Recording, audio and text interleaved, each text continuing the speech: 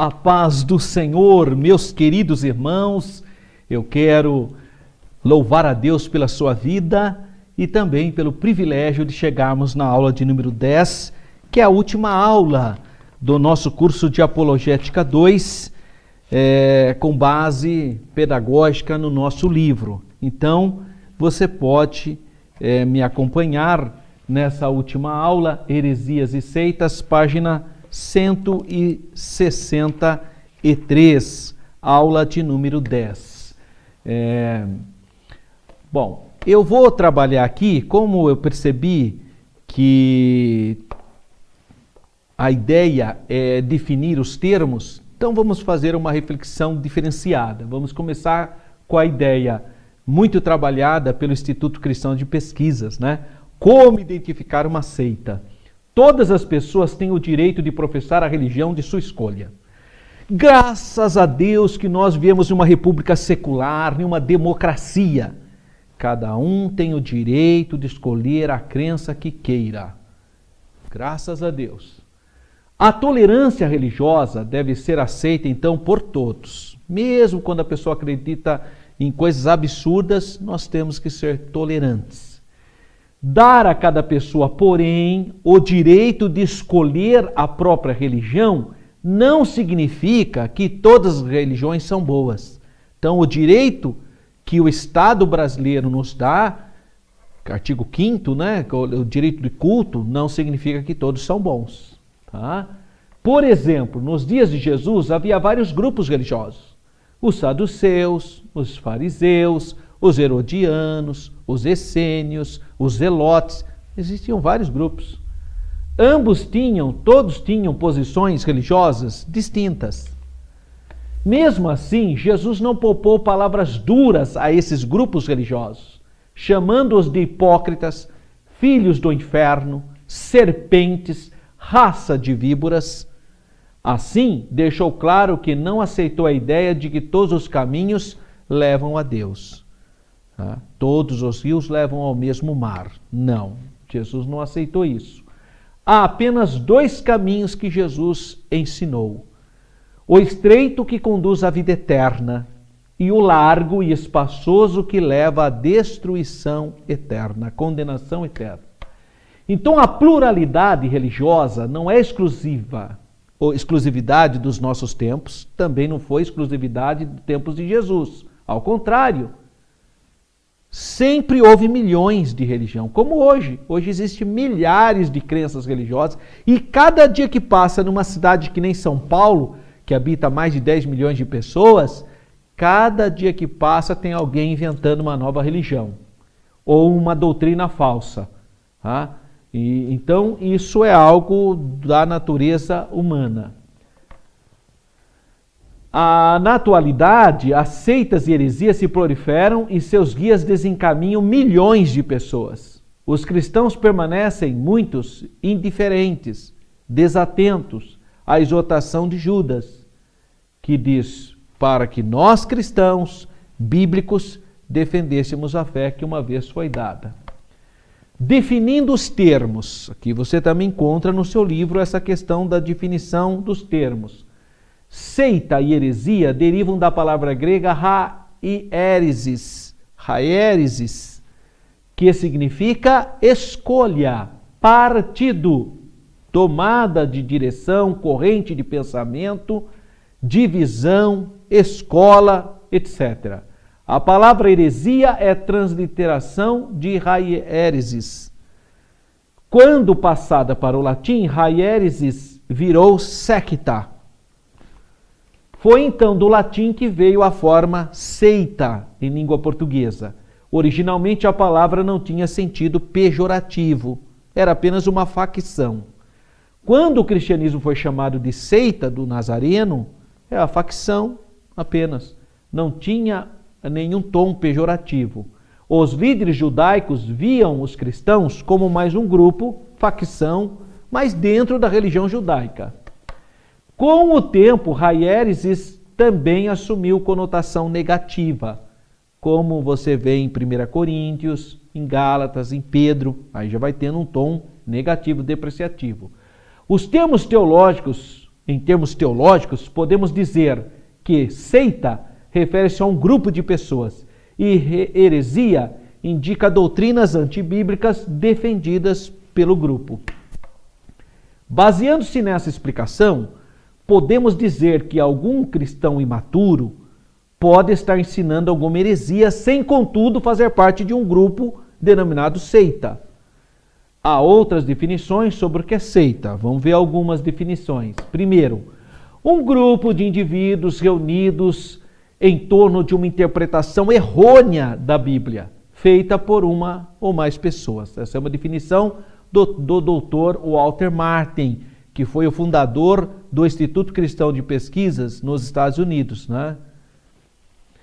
2. É uma perversão, uma distorção do cristianismo bíblico ou rejeição dos ensinos históricos da igreja. Essa foi uma definição do Josh McDowell e do Don Stewart. 3. Qualquer religião tida por heterodoxa ou mesmo espúria. Esse é o J.K. Van Balen, que é o autor do livro Caos das Seitas. Então faz-se necessário um breve comentário sobre o que é doutrina, já que vimos o que seria seita. A palavra doutrina, didascalia, ensino, vem do latim doctrina, ensino. Genericamente pode indicar qualquer tipo de ensino ou algum ensino específico. E, na perspectiva teológica, nós temos 3 tipos de doutrina. A doutrina de Deus, o qual nós ansiamos, né? Existem as doutrinas dos homens e a doutrina de demônios. A primeira é boa, as 2 últimas são danosas. É preciso distinguir a primeira das últimas, senão os prejuízos podem ser fatais, porque tem muita gente ensinando doutrina de homem, dizendo que é doutrina de Deus. Tem muita gente ensinando doutrina do diabo, dizendo que é doutrina de Deus. Por isso nós precisamos ter o discernimento de espíritos. A organização dos movimentos heréticos. Sabemos que toda generalização corre risco de imprecisão. Portanto, podemos nos disparar com alguma organização herética ou uma seita cujo funcionamento seja distinto do quadro geral que nós vamos falar aqui. Tá? Porque não dá para você realmente fazer a homogeneização. As faculdades basilares das seitas, porém, são muito similares. Quando uma heresia passa a ser aceita ou praticada por um grupo organizado, em razão de suas premissas, passamos a trabalhar não mais contra um sistema filosófico, mas contra uma organização religiosa. A partir desse ponto, as atividades apologéticas tornam-se mais árduas, pois o bom combate passa a ser feito por grupos muito bem organizados, não raro, ricamente amparados em termos financeiros. Os elementos presentes em uma organização religiosa são extremamente proselitistas, eles se esforçam e investem energia, recursos, capacidade humana para atrair adeptos. Das mais estratégias, na busca das mais díspares estratégias. Outra característica presente no grupo de uma organização religiosa sectária, um grupo espúrio, cerceamento da liberdade humana. Eles precisam controlar o indivíduo. Há uma necessidade premente de fazer uma lavagem cerebral, desarticular o indivíduo, é fazer ele viver em uma gaiola e achar que aquela gaiola é o único meio de vida. Essa é a luta que é uma característica dos grupos sectários. Sempre possuem segredos e mistérios, exatamente para manter a ilusão do indivíduo. E sempre dizem que são tolerantes em relação à religião. Sempre o discurso, mas isso é um discurso falso. Eles falam que são tolerantes só para dar o ar de respeitadores. Mas só pelo fato deles cercear a liberdade do indivíduo, você já percebe que existe alguma coisa muito errada. Eu estive há muitos anos atrás, quando eu era ainda membro diretor do teológico do Instituto de Pesquisa, do Instituto Cristão de Pesquisas, eu fui 2 vezes visitar a sede no Brasil da Testemunha de Jeová, no município de Cesário Lange. 2 vezes, há muitos anos atrás, eu era ainda jovem solteiro. E eu percebi, eu visitei a biblioteca lá em Cesário Lange, da Sociedade Torre de Vigia, era inacreditável. Só tinha obras produzidas pela Sociedade Torre de Vigia, não tinha um livro de uma outra editora. Quer dizer, toda pesquisa que a pessoa fosse fazer seria dentro da doutrina delas. Mas elas falavam que não, a gente respeita, a gente tem tolerância. Não tem. Então, a estrutura delas são muito similares. Elas tentam dominar totalmente o indivíduo. É uma característica muito terrível. Agora, para identificar uma seita, é como identificar uma nota de dólar americano, se ela é falsa ou não. Então, você pega uma nota verdadeira e fica ali sentindo ela, analisando, e depois você vai para alguns elementos. Né? Não dá para... Existe alguma coisa que não será igual. Né? Então, o melhor meio de identificar uma seita é conhecer os 4 caminhos seguidos por elas, a saber, os quatro elementos de adição, subtração, multiplicação e divisão. É isso que nós vamos seguir nessa reflexão. As seitas conhecem as operações matemáticas, contudo nunca acertam o resultado satisfatório. Então, primeiro, a questão da adição. Analisando se é uma seita ou não. O grupo adiciona algo na Bíblia. Então ele não vai dizer que não crê na Bíblia, ele fala que crê na Bíblia. Pode observar, a Shechinoyei. Shechinoyei diz que crê na Bíblia. Mas não tem nada a ver com o cristianismo, mas diz que crê na Bíblia. A Igreja Messiânica Mundial não tem nada a ver, Jesus não tem nada a ver ali, mas ela também fala que acredita na Bíblia. A Igreja Mórmon fala que acredita na Bíblia, mas tem um livro do Mórmon, mas diz que crê na Bíblia. Então, eles creem na Bíblia, mas acrescenta outra obra. Então, adição. O grupo adiciona algo à Bíblia, isto é, sua fonte de autoridade não se restringe somente à Bíblia. Por exemplo, adventistas do 7º dia. Eles falam que creem na Bíblia, eles falam que estudam a Bíblia. Só que os escritos da Ellen White, eles acreditam que foram inspirados por Deus também. Ao ponto de uma pessoa que vai se batizar na igreja adventista tem que escrever que acredita no espírito da profecia. Sabe o que é o espírito da profecia? Os ensinos profetizados e escritos pela senhora Ellen Gold Wright. Então, os ensinos da Ellen Gold Wright estão ao mesmo pé das Sagradas Escrituras. Isso é adição. É adição. A Adventista do 7º dia declara: cremos que Ellen Gold Wright foi inspirada pelo Espírito Santo e seus escritos. O produto dessa inspiração tem aplicação e autoridade especial para os adventistas do 7º dia. Negamos que a qualidade ou grau de inspiração dos escritos de Ellen Gold Wright sejam diferentes dos encontrados nas Escrituras Sagradas. Isso é uma declaração da revista Adventista. Uma declaração dos adventistas. Não estamos inventando. Eles acreditam sim que os escritos da senhora Ellen Gold Wright têm a mesma autoridade que a Bíblia. Não dá, isso é adição. Testemunhas de Jeová creem que, sem o corpo governante, formado por 10 homens nos Estados Unidos, a Bíblia jamais será entendida. Veja, declaram, meramente ter a palavra de Deus e lê-la não basta para adquirir o conhecimento exato que coloca a pessoa no caminho da vida. Sentinela, uma declaração oficial das Testemunhas de Jeová. Outra declaração da Testemunha de Jeová: a menos que estejamos em contato com esse canal de comunicação usado por Deus, que é o corpo governante, que é o líder deles, não avançaremos na estrada da vida, não importa o quanto leamos a Bíblia. Quer dizer, porque tem medo, porque se a pessoa lê só a Bíblia, vai se libertar dessas coisas. Olha que interessante, a Sociedade Bíblica do Brasil publica folhetos, nem comenta, é só textos da Bíblia. Por exemplo, Salmo 23, João 14, João 1. Só pela palavra, milhares de pessoas são libertas e são salvas anos após anos, só pelo poder da palavra. A seita não, a seita precisa explicar o pensamento dela, porque é pensamento que não é bíblico. Por isso que eles adicionam isso. Tá? Nessa mesma linha estão os mormons, que dizem crer na Bíblia, conquanto seja correta a sua tradução, além de terem o livro de Mórmon como mais perfeito que a Bíblia. A família, a família internacional, Meninos de Deus, dizem que é melhor ler o que escreveu David Berg, seu fundador, do que a Bíblia. Os kardecistas não tem a Bíblia como base, mas a doutrina dos Espíritos, codificada por Allan Kardec.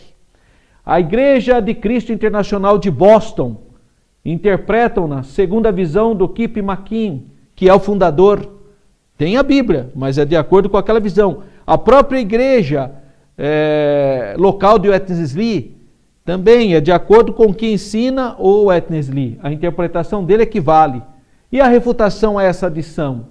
O apóstolo Paulo diz que as sagradas letras tornam o homem sábio para a salvação pela fé em Jesus Cristo, segundo Timóteo 3,15.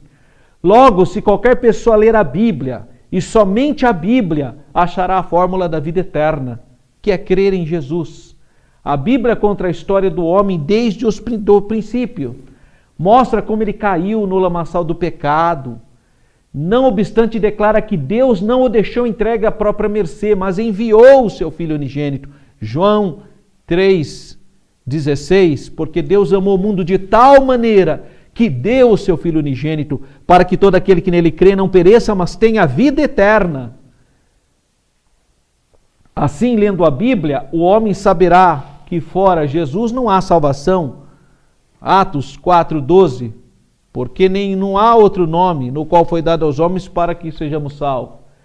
Ele não procurará em Buda, nem em Maomé, nem em Krishna ou outro, nem mesmo numa organização religiosa a salvação, pois a Bíblia é absoluta e a verdade, né? E ela enfatiza a salvação do homem exclusivamente pela morte expiatória, pelo sangue da nova aliança do nosso Senhor e Salvador Jesus Cristo. Então, o primeiro elemento, a adição.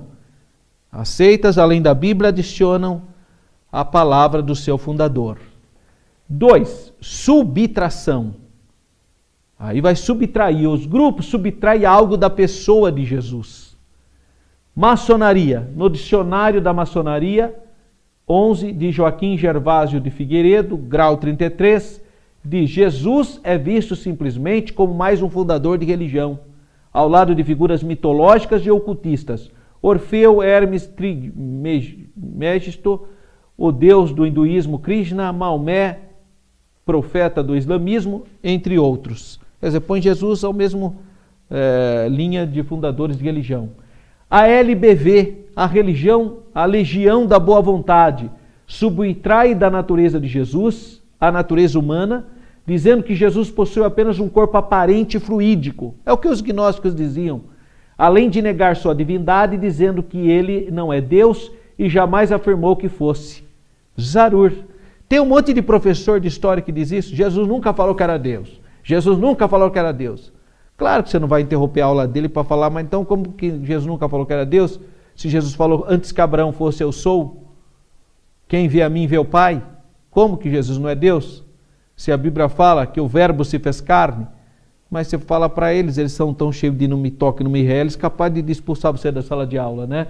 Então a gente fica quieto, porque a gente respeita o espaço do pedagógico do professor. Mas é a mesma ideia de Zarur. O Alziro Zarur, fundador da LBV, dizia isso, que Jesus nunca falou que era Deus, que Jesus nunca tinha afirmado que era Deus.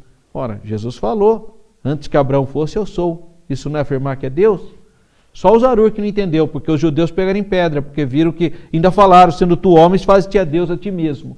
Outros grupos também subtraem a divindade de Jesus. Testemunhas de Jeová. Para testemunha de Jeová, Jesus é a primeira criatura de Jeová Deus, então tira a divindade de Jesus. Jesus é o arcanjo Miguel para testemunha de Jeová.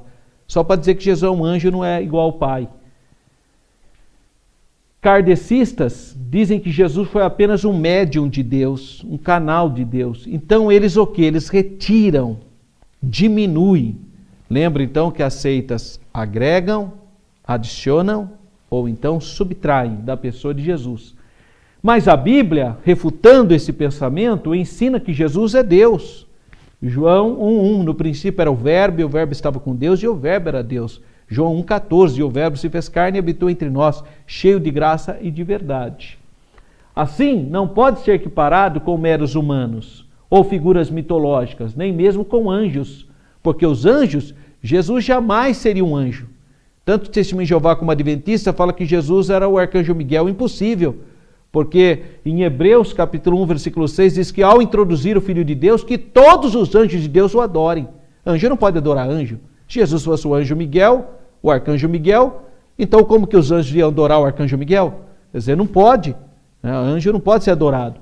E a Bíblia fala claramente que ao introduzir o Filho de Deus, que todos os anjos de Deus o adorem. Inclusive Miguel tem que adorar Jesus. Homem, a Bíblia atesta a autêntica natureza humana de Jesus. Pois Jesus nasceu como homem, cresceu como homem, sentiu fome, sede, comeu e bebeu, dormiu, suou sangue. Em outras palavras, negar a humanidade de Jesus é tão grave quanto negar a sua divindade. Não pode negar nem a humanidade, porque Jesus é 100% homem e é 100% Deus. Em Jesus há duas naturezas. Ele é o verbo que se fez carne. Terceiro elemento dos grupos espúrios, das seitas religiosas, eles multiplicam, pregam a autossalvação. Crer em Jesus é importante, mas não é tudo. Então vem lá o reverendo Moon, você vê, né? Jesus salvou espiritualmente, eu vou salvar agora fisicamente. Olha que invenção, quer dizer, multiplica. A salvação é pelas obras. Às vezes repudiam publicamente o sacrifício expiatório de Jesus. Sheichonoye nega a eficácia da obra redentora de Jesus e do valor de seu sangue para a remissão de pecados, chegando a dizer que, se o pecado realmente existisse, nem os Budas todos do universo conseguiriam extingui-lo, nem mesmo a cruz de Jesus Cristo conseguiria extingui-lo. O Masaharu Taniguchi, fundador da Sheichonoye, fez essa declaração. Então, não é só acredita em Jesus, mas multiplica. Acha que autossalvação apresentando outros caminhos. O mormonismo afirma crer no sacrifício expiatório de Jesus, mas sem o cumprimento das leis estipuladas pela igreja não haverá salvação. Quer dizer, então multiplica. Além da pessoa crer em Jesus, tem que crer também nas invenções do Joseph Smith. Outro requisito exposto pelo mormonismo, o seu segundo profeta, o Brigham Young. O Brigham Young disse: nenhum homem ou mulher nessa dispensação entrará no reino celestial de Deus sem o consentimento de Joseph Smith. É mole? É brincadeira uma coisa dessa? Quer dizer, então, fora Deus, você também tem que crer nos ensinos de Joseph Smith. Isso está escrito no Jornal de Discurso da Igreja Mórmon. Daí o apego que eles têm por Joseph Smith, que foi assassinado porque era mulherento. Né? Doutrinas semelhantes são ensinadas pela Igreja da Unificação, o Reverendo Moon, que desdenha os cristãos por acharem que foram salvos pelo sangue de Jesus, que Jesus verteu na cruz, dizendo: expiamos nossos pecados por meio de atos de penitências específicos. Reverendo Moon, Igreja da Unificação, quer dizer, além do sacrifício de Jesus, também pelas próprias obras. Testemunhas de Jeová ensinam que a redenção de Cristo oferece apenas a oportunidade para a pessoa alcançar sua própria salvação através de boas obras. Jesus abriu o caminho, o restante é com o homem.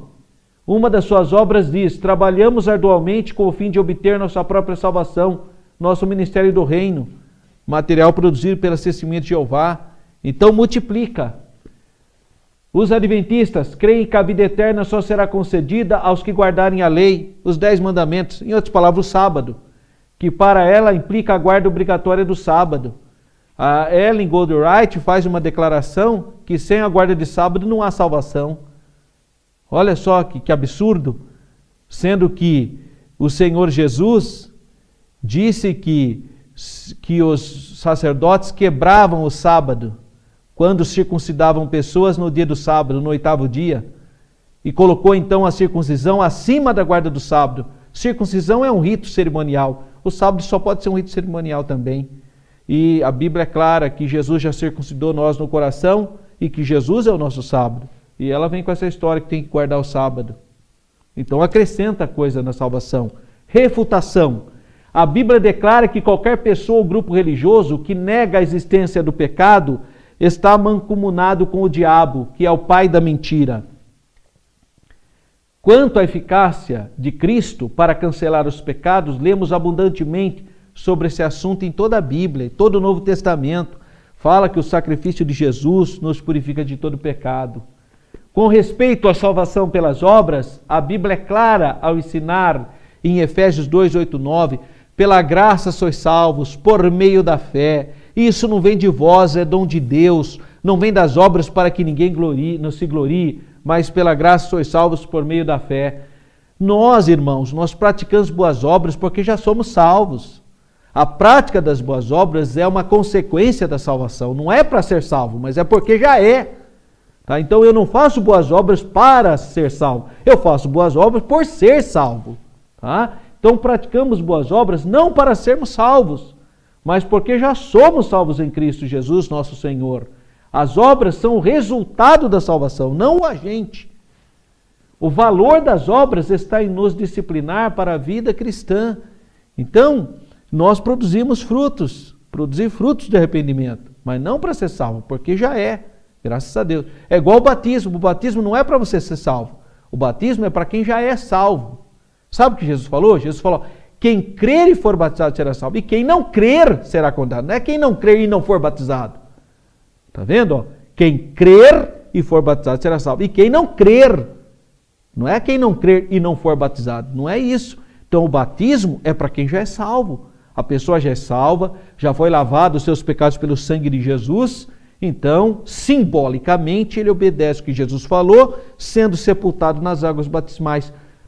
Ou seja, a sua velha natureza, então, é simbolicamente sepultada e ele, então, simbolicamente passa a viver essa nova vida em Cristo. Então, não é para salvação, é para quem já é salvo. Tá? E 4, divisão, porque nós estamos falando das 4 operações matemáticas. As seitas adicionam, as seitas, elas, além de adicionar, elas acabam subtraindo, multiplicam e dividem. Divisão. Dividem a fidelidade entre Deus e a sua instituição religiosa. Isso é muito comum nos grupos religiosos. Desobedecer à organização ou à igreja equivale a desobedecer a Deus. Não existe salvação fora do sistema religioso preconizado por esses grupos.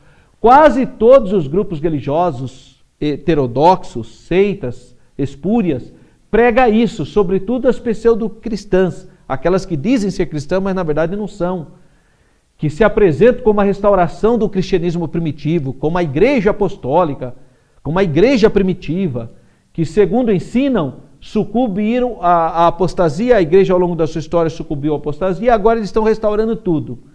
Né? Que eles são então os verdadeiros seguidores de Jesus. Então, numa determinada data, o movimento apareceu a vontade divina para restaurar o que fora perdido. Isso só na cabeça deles, né? Daí a ênfase então ao seu exclusivismo, porque você vê, a avó Rosa acha que só quem é da igreja apostólica na face da terra é que é salvo. Tem até movimentos contraditórios assim. A própria Congregação Cristã no Brasil, que é um movimento contraditório, porque na cabeça dela, para ser salvo, você tem da Congregação Cristã no Brasil. Então você vai num país onde não tem Congregação Cristã no Brasil, não tem salvação. Veja que absurdo. Você for em um país, não, mas todos os países têm. Claro que não. Tem muito país que nunca ouviu falar sobre essa denominação, que é brasileira. Aí a pessoa, coitada. Na Argentina não é nem Congregação Cristã, é Assembleia Cristiana. Né? Na Itália não é nem Congregação Cristã, chama Adonanza. E tem crente, coitado, aqui do Brasil, crente cristão do Brasil, tapadinho, acha que não, para ser salvação tem que vir para a graça, tem que vir para... Ai, que bobagem. A graça é Jesus que salva, não é a instituição, irmão. Instituição de homem, e eles dão ênfase à instituição. Outros, quando não pregam que são o cristianismo redentivo, ensinam que todas as religiões são boas. Contudo, será seu grupo quem irá unir todas as demais. Quer dizer, não é que ele acha que só a dele tem salvação, mas é a dele a única que vai unir todas as outras, né? Que é o caso da fé Bahá'í, por exemplo. A Igreja da Unificação Mundial. Refutação a essa ideia desses 4 elementos aí das regras matemáticas, né? Que é o da divisão. O ladrão arrependido ao lado de Jesus, entrou no céu sem ser membro de nenhum desses grupos religiosos. Pois o pecador é salvo quando se arrepende, quando aceita Cristo como seu único e suficiente Salvador. Desse modo, ensinar que uma organização religiosa possa salvar é pregar um outro evangelho, não é o evangelho da Bíblia, pois divide a fidelidade de Deus e a organização religiosa. E aí a pessoa é terrivelmente manipulada pela religião. Porque se você, para ser salvo, ser daquela religião, então essa religião tem o poder de tirar a sua salvação. A salvação não existe fora do Senhor Jesus. Só Jesus salva. O que você queria ser quando crescesse? Músico? Programador? Cozinheiro? Cientista? Um teólogo? Na verdade, você é teólogo e não sabe.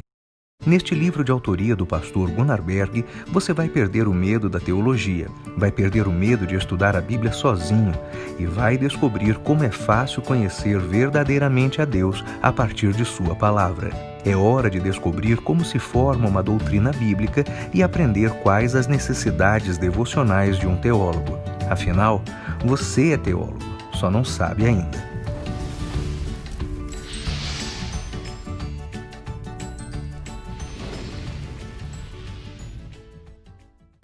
Conceituação de etnogonia, teogonia e cosmogonia, que é a última temática proposta pelo nosso livro de Apologética 2, a lição 10. Esses três conceitos talvez sejam totalmente desconhecidos, né? Não saberia dizer, ou pouco conhecidos, pelo menos por você, aluno, né? Mas estão presentes na maioria das argumentações heréticas ou do imaginário dos grupos heterodoxos. O que seria então etnogonia? É o conceito da origem da humanidade. Etnogonia, a origem da humanidade. E aí entra debates acalorados, científicos ou simplesmente teológicos. Desde que o naturalista, então, Charles Darwin, desenvolveu a sua teoria de seleção natural das espécies ou da evolução biológica, os cientistas assumiram posição diametralmente oposta à fé cristã. E nós vimos isso na lição de número 8, né? A questão, os conceitos do pós-modernismo, que entra o evolucionismo e o pensamento de Charles Darwin. Um dos campos propícios a esses debates é a da etnogonia, ou das origens da espécie. A etnogonia bíblica declara que o ser humano foi criado por Deus. O homem foi criado não por um processo de bilhões de anos de evolução, mas foi criado do pó da terra. Deus criou o homem à sua imagem e semelhança. Porque Deus, o Criador dos céus e da terra, das coisas visíveis e invisíveis, então criou o homem. Então, etnogonia é aquela linha de estudo que estuda a origem do homem. Já a teogonia é o estudo da origem de Deus. Isso aí para nós cristãos não tem nenhum sentido. Porque Deus não tem origem, Ele é. Pelos séculos dos séculos Ele é Deus, então não tem sentido isso para nós. O cristianismo autêntico dista drasticamente de outras religiões. A Bíblia não apresenta uma narrativa teocrática porque não se preocupa em provar a origem de Deus. A Bíblia parte do princípio que Deus já existe. Então, no princípio, criou Deus os céus e a terra. Então, Deus já existe. Não tem assim, olha, uma época que nem o paganismo, que tenta explicar o surgimento das divindades. Isso que é teogonia. Teogonia para nós, então, não existe. Completamente diferente das culturas antigas ou atuais, que tentam explicar Deus, o cristianismo parte do princípio, o cristianismo bíblico, que Deus existe. Deus não foi criado, Deus não foi concebido, Deus é. Deus não surgiu da mistura de semideuses, Deus é autoexistente. Logo, não existe no cristianismo o conceito de teogonia, o estudo da origem de Deus. A Bíblia declara, no Salmo 90 e versículo 2, antes que os montes nascessem, e se formasse a terra e o cosmo, o mundo, de eternidade a eternidade, tu és Deus. Por isso que a gente não tem esse estudo de teogonia. E, finalmente, a cosmogonia. Bem, a Bíblia declara uma boa parte de sua narrativa inicial para explicar o homem como foi que surgiu na Terra. É Gênesis capítulo 1. Né? No princípio criou Deus os céus e a terra era sem forma e vazia, e disse Deus. Então, a criação nesses próximos 6 dias, né? E o 7º ele repousa como símbolo para nós. Embora muitos estudiosos tenham a coragem de afirmar que a cosmogonia bíblica seja fruto de uma tradição folclórica judaica, nós cremos na literalidade do relato. A própria Bíblia dá testemunho de si a respeito da autenticidade do relato bíblico sobre a criação. Se tentássemos decorar cada uma das lendas sobre o aparecimento do cosmos, nós nos frustraríamos, pois existem quase tantas histórias quanto povos. Cada povo inventou uma história. Então, o correto é nos firmarmos e nos convencermos da veracidade do relato bíblico. João 1,3, né? Na verdade, começa João, né? O Evangelho de João é um cântico, o capítulo 1 é um cântico que era cantado, inclusive, na igreja primitiva. E interessante que o Evangelho de João foi o último evangelho escrito, basicamente o último livro do Novo Testamento, e ele então vai usar a linguagem conhecida pelo mundo helênico, né? Pelo mundo grego. No princípio era o Verbo, e o Verbo estava com Deus, e o Verbo era Deus. Ele estava no princípio com Deus. Todas as coisas foram feitas por ele. Então a cosmogonia, né? A criação do mundo, todas as coisas foram feitas por Deus. E sem ele, nada do que foi feito se fez. Então é a declaração do nosso credo doutrinário, do credo dos apóstolos. Cremos em Deus Pai Todo-Poderoso, o Criador dos céus e da terra. Veja, essa declaração, ela está desde o início da história da igreja, distinguindo então dos gnósticos e de outros grupos espúrios que criam então numa cosmogonia tão estranha de guerra de deuses, de briga de deuses e tantas coisas presente no paganismo. A tradição judaica cristã já faz referência em Gênesis, capítulo 1. Creio em Deus Pai Todo-Poderoso, o Criador dos céus e da terra. Que Deus continue abençoando a sua vida. É verdade que num livro a gente não consegue colocar todas as informações possíveis, mas, sem dúvida, esse material didático-pedagógico pode te ajudar.